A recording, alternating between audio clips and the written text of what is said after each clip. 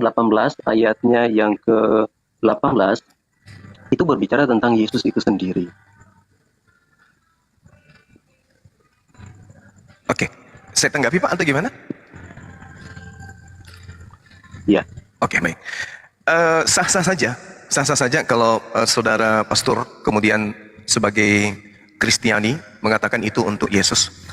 Tapi alangkah baiknya kalau kita bijak dan arif untuk mendudukkan perkara ini pada konteks yang sesungguhnya, untuk mendudukkan siapa yang pas untuk duduk di situ.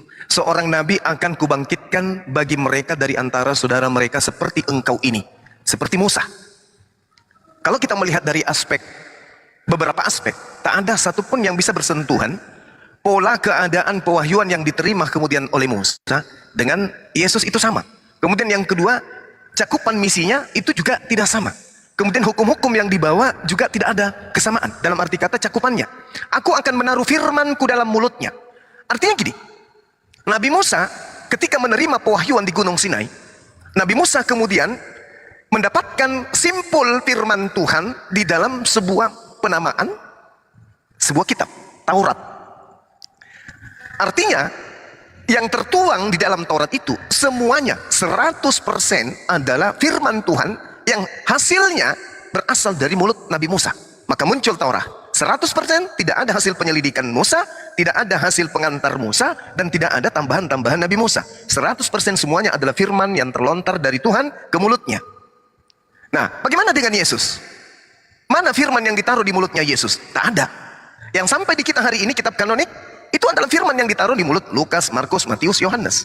Surah-surah Paulus sama lagi. Itu bukanlah perkataan-perkataan yang berasal dari mulut Tuhan dititip di mulut Yesus.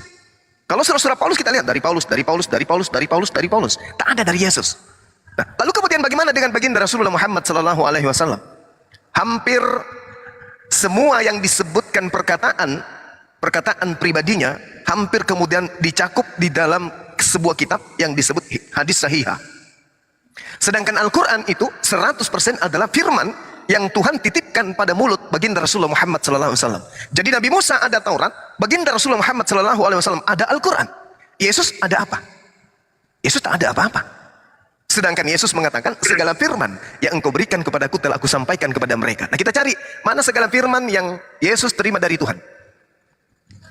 Itu tertuang di mana? Itu terkumpul di mana? Karena di situ tidak boleh ada campur tangan manusia. Karena dikatakan di dalam ayat selanjutnya, data selanjutnya, orang yang tidak mendengarkan segala firmanku akan yang diucapkan Nabi itu demi namaku. Jadi di sini dikatakan demi namaku. Artinya apa dalam bahasa Ibrani? Bismi Anoki. Jadi Nabi tersebut ketika dia menyampaikan firman, dia selalu mengatasnamakan Allah, mengatasnamakan Tuhan. Bismi Anoki. Kalau di Al-Quran, Bismillah, demi nama Allah.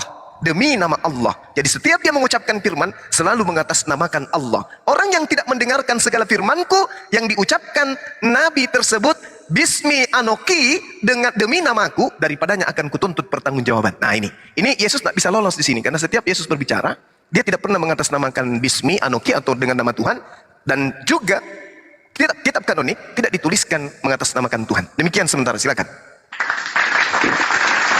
Ya, terima kasih.